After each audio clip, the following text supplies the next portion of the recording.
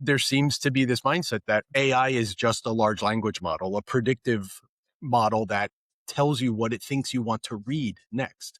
That's not how security needs to use AI. That's how the SOC enters in a hash and says, "Have we seen this before?" And they have very different masters, and we use them in very different ways. Hello, everyone, and welcome to the Cyber Pro podcast, where industry leaders share their insights because hackers never sleep. Today, I'm bringing in a guru of the cloud and security world. Let's just get right into it. Paul, who are you and why are you awesome?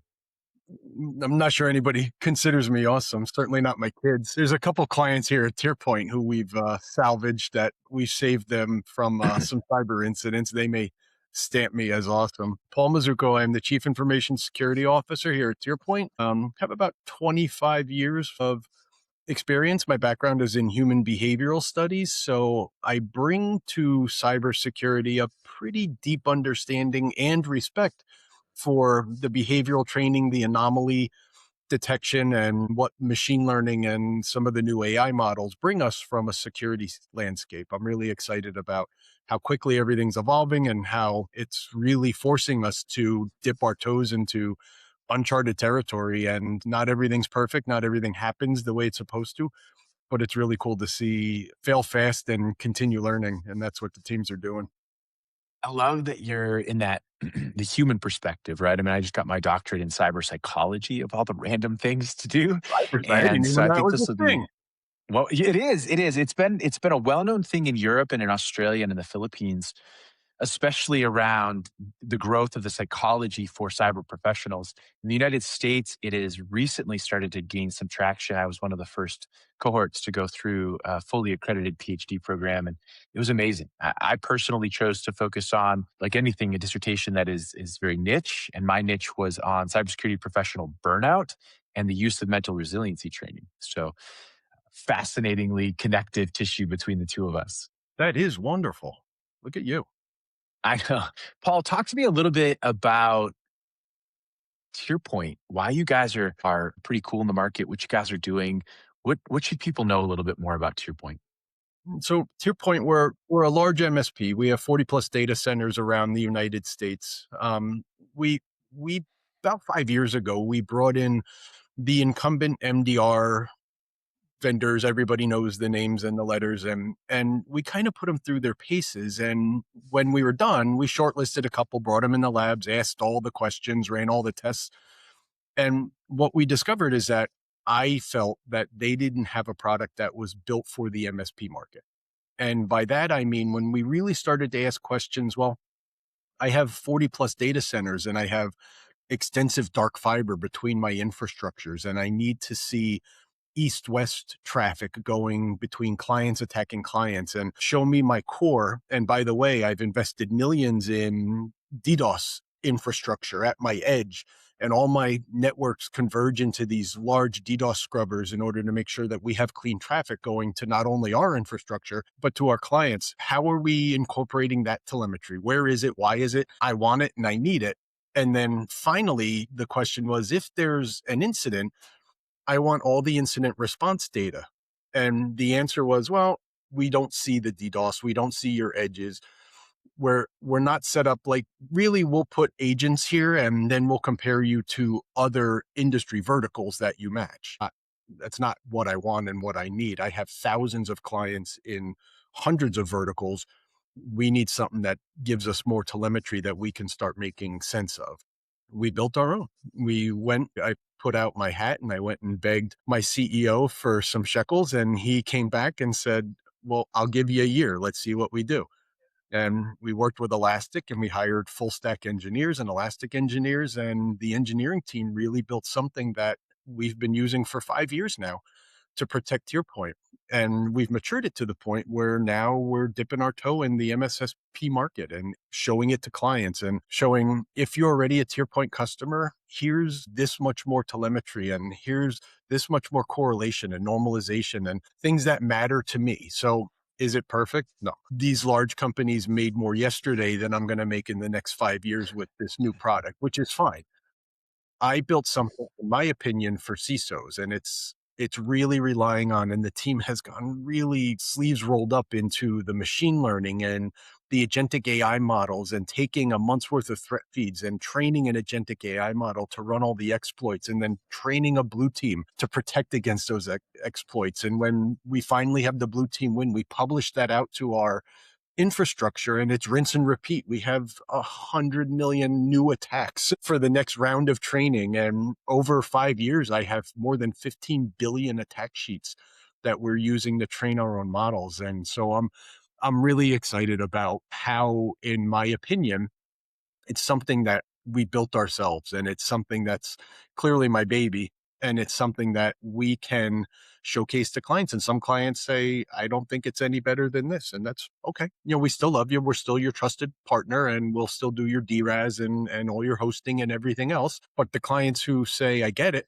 and they start onboarding, it becomes something of an experience. We have a very large defense contractor, a naval contractor, who was running an incumbent, and he said, I'm going to give you an opportunity here. Let's take 50 machines and put your agents on and put your collectors in, and let's see the difference. And we did. And it took less than 6 months for them to say, we're moving that other company out, and your product is going to replace this entire stack. So you get these wins here and there, and you get somebody who is willing to sit down and listen for a couple minutes, and to give you that opportunity to, well, show me. You're Paul Mazzucco. You're PT Barnum of security here with all of this. Let's take you out of the picture and show us exactly what this is doing and why it's doing and how it's doing. And we've gotten a bunch of wins, and it's exciting. And we're entering into a new marketplace. So I'm excited about that. It's amazing. From your vantage point, Paul, what's the cyber threat that you feel businesses today are underestimating in 2026? I think really it gets a lot of buzz, and I don't know personally how much of it is like marketecture versus actual, but the whole Anthropic mythos and the Glassdoor project. And like I wrote a blog about it because we had so many customers who reached out and said, what are you doing? I'm like, what do you mean? What am I doing? Well, let's wait to see how many thousands of vendors now release emergency patches. And so we took two approaches. I think that this is actually welcome, in my opinion. This is going to force software vendors who oftentimes quickly look for features and functions, but maybe don't review for security flaws, or there's known security gaps that if you as a customer don't have compensating controls, you have a level of vulnerability that the software manufacturers aren't factoring in. So I kind of like the fact that if there is this silver bullet that's going to sweep all of this GitHub repository layers and say, here's 220 criticals you didn't know about yesterday, great, patch them. Like, release patches. Let's force the industry to make some changes to what they may consider a normal day worth of releasing these products. And at the same time, we took an approach that, I don't know what I don't know today, but let's really double down on network detection and response. And let's really push out to the edge. How can I best protect my company and my clients and not even let these malicious packets through? So we have doubled down on, again, the machine learning. We run more than 60 machine learning jobs now. And unlike AI, which starts to hallucinate and you can overrun its capacity, we run machine learning all day, all night, 24/7, 365. And then we export what the machine learning comes up with into the large language models and into the agentic models. And we get some really good feedback from that. But it really forced us to take an approach that, like, I always had the opinion that MDR was the magic catch-all, and that if you have an MDR system in place, it's going to do its job to the best of its ability. And again, nothing's perfect, but that seems to be an industry model. Whereas my thought process has now changed to, I want to protect that edge. And we have an advantage by virtue of just us as TierPoint. We own our data centers, and I own my DNS servers, and we own our honeypots, and I don't have to ask anybody's permission to autonomously write protections out to the edge and to autonomously, if we have malicious command and control IPs that fail a 2 or 3 part challenge, boom, It just automatically updates our entire edge and let's block them to the best of our ability. So it has forced a mindset change that we know deeper in the stack there's going to be changes and that it's going to be mayhem in some ways when all of the large software companies start to have their hands forced in order to make some of the changes that this might show them. And at the same time, I'd rather have a year's worth of pain and emergency patching than live with all these potential flaws that, let's face it, we've been using AI to find software flaws for years now. It's not Yeah. new. It's just Yeah. speed and scale. So let's force the industry. Let's make it something that is tangible. Let's make it something that CISOs can sign off on. Let's make it something I can bring to my board and say, here's 4 software vendors that really have issues. Let's isolate them and let's keep what we can isolated while we wait for this level of patching. And by isolate them, I mean, let's take known protections and move them to my core and then move them to my edge and then move them to the carriers and the transit lines. And let's do a better job of thinking about how can we protect the castle without letting everything, without just one guard standing in front of one of the dining halls. And that's sort of been a shift that we're adopting quickly. And I think other companies are adopting it quickly as well. I want to highlight something really quick before I ask my next question for those that watch. You heard Paul talk about their approach to using artificial intelligence and in security. Machine learning and AI has been around for 30 years. We've done it well for a while. And you guys have taken a very smart crawl, walk, run approach to this that we recommend. And that is don't jump straight into thinking that adaptive, generative, large language models are going to be the solve. Most of what you're doing to make the AI work for you, that the new age AI, is tried and true machine learning AI models. And the numbers I'm seeing in the world today is that about 85% of what a company wants for efficiency, for automation, for workflow components, you can do with machine learning at a fraction of the cost. And then it makes your actual AI spend more valuable, more meaningful. And so I love that you guys are doing that, Paul. I tout this a lot whenever I talk to everybody in the world about artificial intelligence. And it's amazing to see a company like yours and a mind like yours actually just go, this is the right way and get it done. And all credit to smarter people than me that I hire to work under my group, but I try and contribute as much as possible. But it is a mindset and it is an education process. And we've sat through the AI trainings and webinars, and there seems to be this mindset that AI is just a large language model, a predictive model that tells you what it thinks you want to read next. That's not how security needs to use AI. That's how the SOC enters in a hash and says, "Have we seen this before?" And they have very different masters, and we use them in very different ways. And I agree with you, and I applaud you. The machine learning machines and the machine learning infrastructure that we've built well outweighs our agentic and the LLM models that we host ourselves, because we just get so much more usable data, real data and correlation data. So taking all the telemetry pieces and trying to find that needle in a haystack, what used to take a SOC analyst 3 hours, it would take me 10 hours, is now seconds, like literally seconds. We've seen this before. This aligns to APT 35, and here's the hashes we found. And here, whoa, thank you. So again, nothing's perfect, but all of this is speed to resolution, and even eliminating our mean time to protection from volumetric flood attacks or, SYNAC type attacks on our edge to be 6 minutes. 6 minutes. And 6 minutes doesn't matter to TierPoint because I have huge pipelines. I can bounce that everywhere. It doesn't matter at all for us to see a 6 minute attack. But even a 500 gig attack for clients downstream that only contract for 1 gig of network, and they happen to be part of the /29 or /24 that's under attack currently, that's a life event.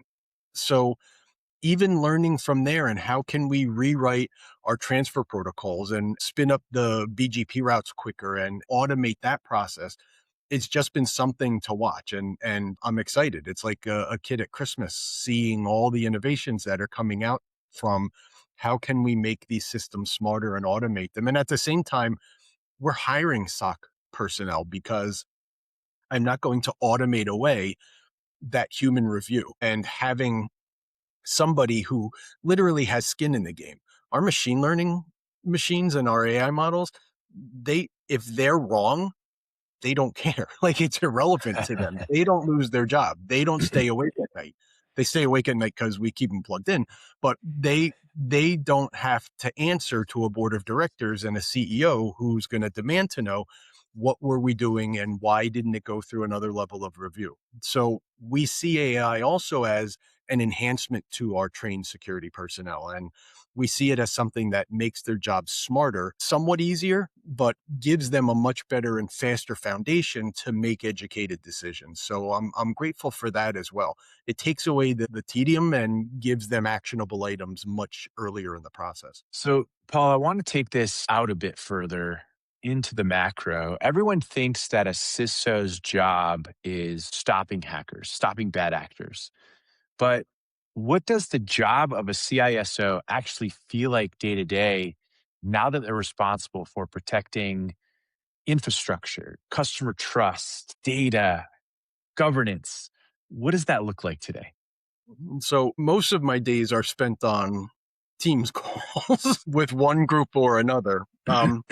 Where we are literally looking at our reports and getting updates from third shift review every single morning. And then a lot of my day is the business of security. So I can't operate as an island. I try and be draconian, but other leaders laugh at me. So how many new systems are getting rolled out across any ecosystem? How does it affect this? What are our certs aligned to this? How does the product groups work with what we're trying to develop? Because my team develops much faster than a normal product life cycle. So how do we not step on each other's toes? And we do during enhancements and things that we have an advantage because TierPoint is patient zero for my security stack. So we can write protections and make changes that make sense to us from an internal standpoint, but does it make sense from a commercial standpoint?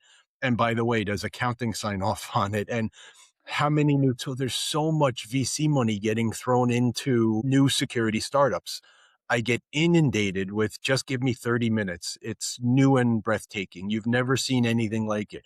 It uses artificial intelligence. Great. So there's a lot of balance in those layers. And quite honestly, some of the calls, some of the LinkedIn requests that I get that are intriguing, some of them have really cool stuff. And they're going to get gobbled up by the big companies very quickly because they have IP that makes sense.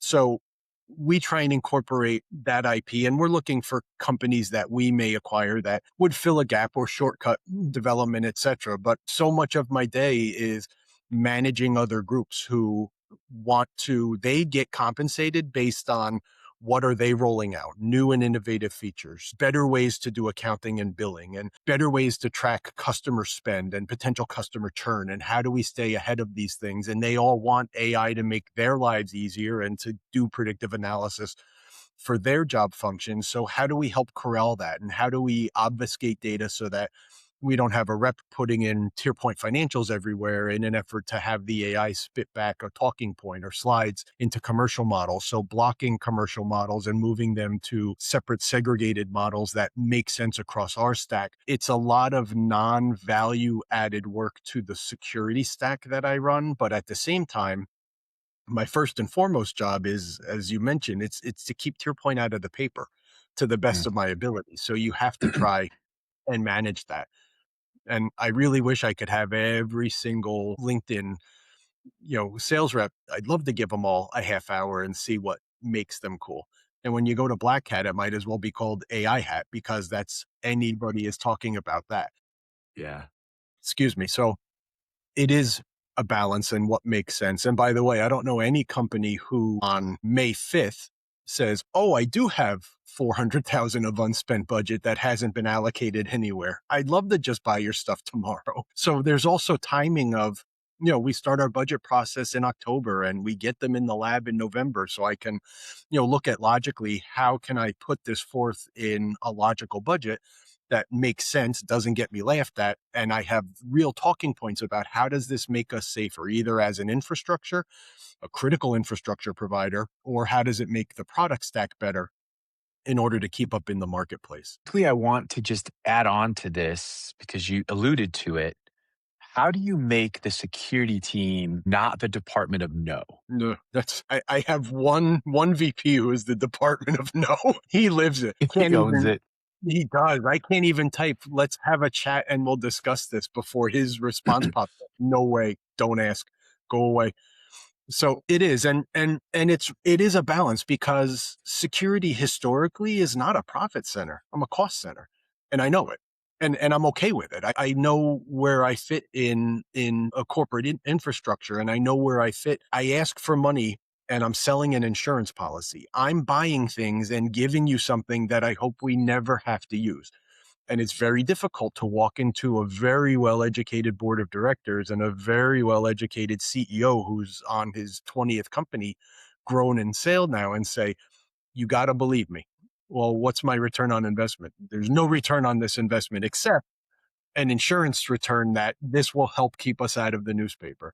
So no return on investment, zero, like literally zero. I'm not going to sell it, but it makes us stronger in the marketplace. And so I've earned, and most seasoned CISOs have earned some level of seat at the table in order to have those logical. And I get told no about 50% of the time, but it's the 50% of the yes. And I know how to choose my battles now, that you go in and you build a business model and you go through business development, and if they sign off on it, then I'm usually pretty safe to go into that budget review and know that at least I have a fighting chance.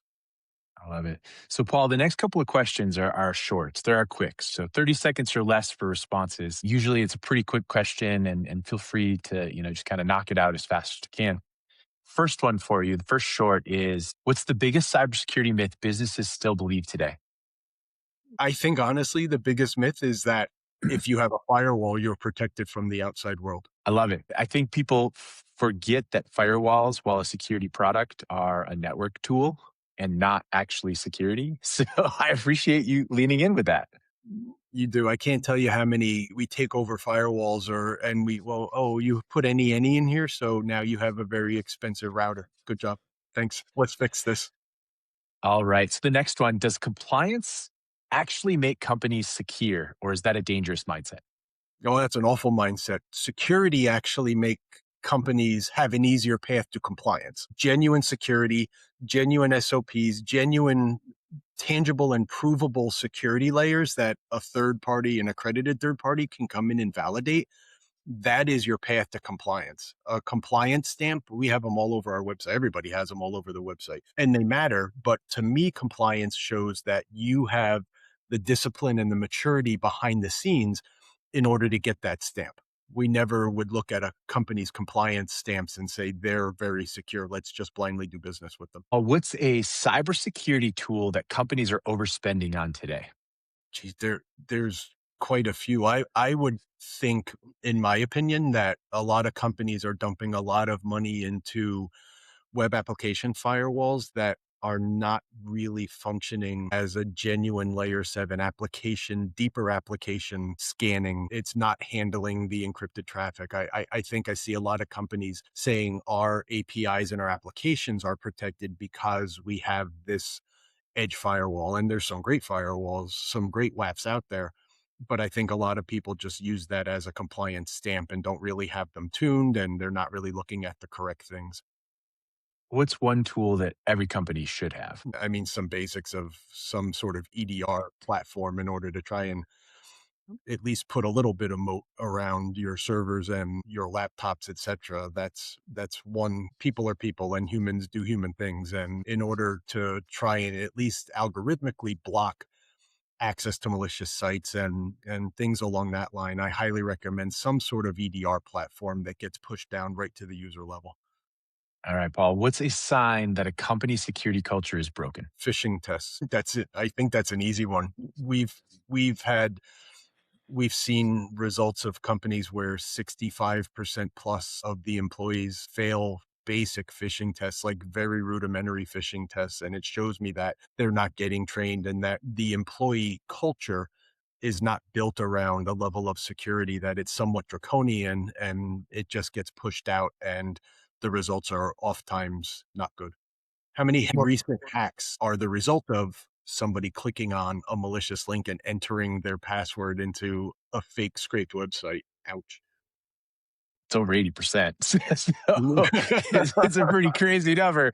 But two more questions for you, Paul. The first of these last two, if you were to look ahead 5 years from now, what skill would define an elite cyber leader and what old mindset needs to become obsolete?